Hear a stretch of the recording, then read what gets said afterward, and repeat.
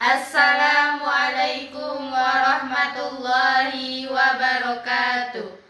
Perkenalkan, nama saya Robiatul Amalia dengan NIM 2124294. Perkenalkan, nama saya Sri Wahyuni dengan NIM 2124300. Baiklah, di sini kami akan menjelaskan tentang sejarah peradaban Islam pada periode modern di negara-negara Islam. Selamat menyaksikan. Baiklah, di sini saya akan menjelaskan tentang perkembangan Islam di Oman. Nah, perkembangan Islam di Oman itu mulai sejak abad ke-7 Masehi. Nah, melalui dakwah dan hubungan dagang dengan masyarakat. Ajaran Islam kemudian menjadi dasar budaya dan tata kehidupan masyarakat Oman sampai saat ini. Baiklah, di sini saya akan menjelaskan tentang sejarah perkembangan Islam di Yaman.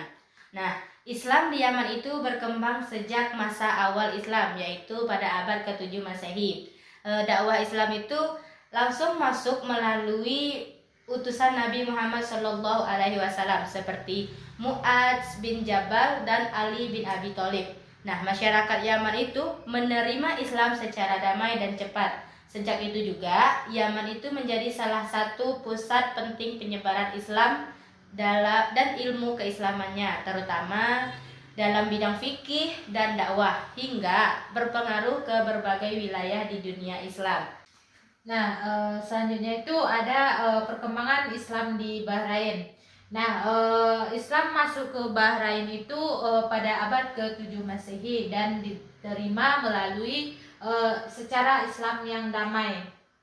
Nah, Islam kemudian berkembang menjadi agama mayoritas dan beberapa penting dalam kehidupan sosial, budaya, dan pemerintahan Bahrain. Selanjutnya di sini saya akan menjelaskan tentang perkembangan Islam di Qatar. Nah, Islam di Qatar itu berkembang sejak abad ke-7 Masehi juga, sama seperti perkembangan Islam di Yaman. Nah, seiring meluasnya dakwah Islam di Jazirah Arab, pada masa Nabi Muhammad SAW, penduduk Qatar itu menerima Islam secara langsung dan menjadikannya sebagai dasar kehidupan beragam dan sosial. Hingga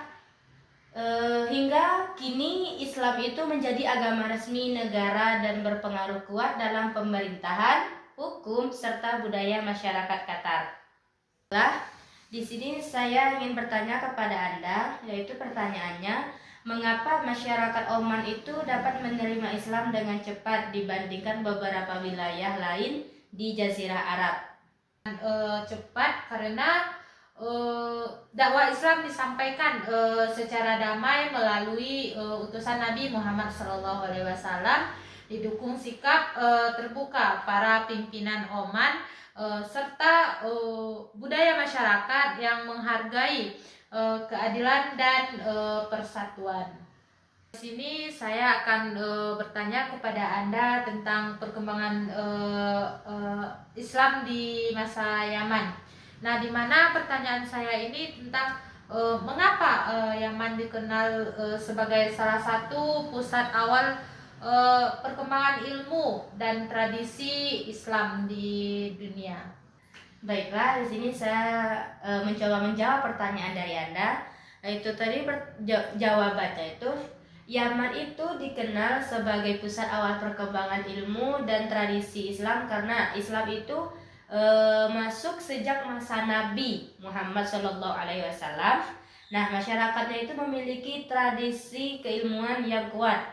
Banyak ulama yang besar lahir di masa sana. Nah, serta Yaman itu menjadi jalur penting penyebaran Islam dan ilmu ke wilayah dunia Islam.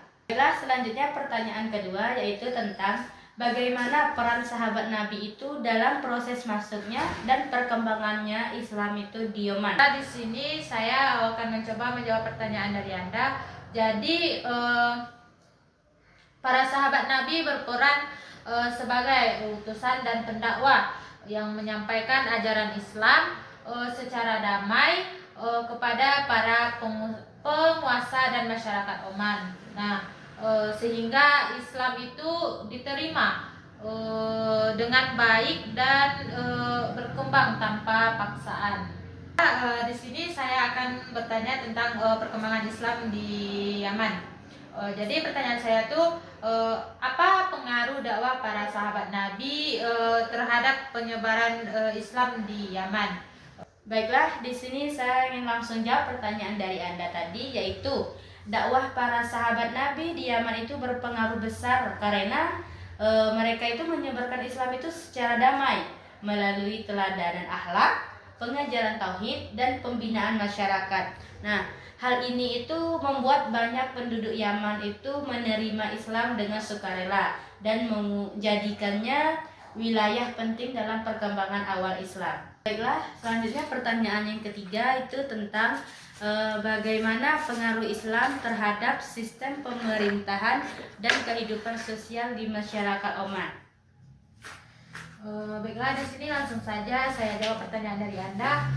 Jadi Islam memengaruhi sistem pemerintahan Oman dengan menjadikan nilai-nilai syariat sebagai dasar kepemimpinan dan hukum. Sementara dalam kehidupan sosial Islam membentuk sikap masyarakat yang menjunjung keadilan, toleransi, dan persatuan. Selanjutnya pertanyaan kelima masih tentang Bahrain, yaitu menurut pendapatmu bagaimana peran Islam itu dalam membentuk identitas nasional Bahrain di tengah modernisasi?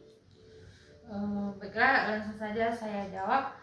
Menurut saya Islam berperan sebagai landasan nilai moral dan budaya yang menjaga identitas nasional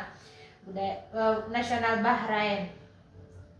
Sehingga meskipun mengalami modernisasi, masyarakat tetap mempertahankan tradisi, etika, dan kehidupan sosial yang berakar pada ajaran Islam.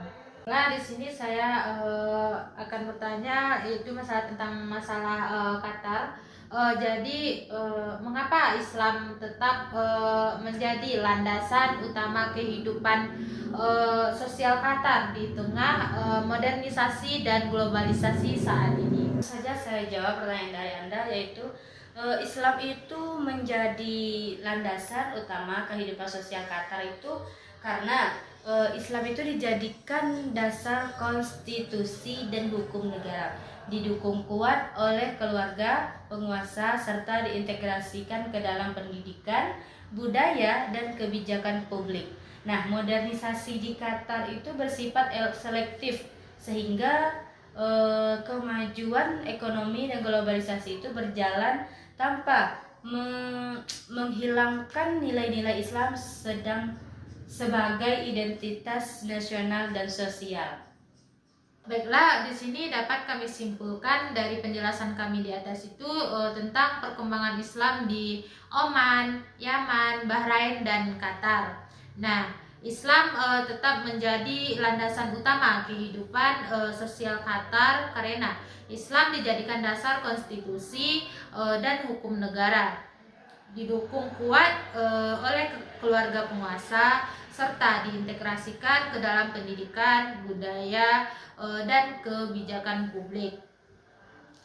Modernisasi di Qatar bersifat selektif sehingga kemajuan ekonomi dan globalisasi berjalan tanpa menghilangkan nilai-nilai Islam sebagai identitas nasional dan sosial.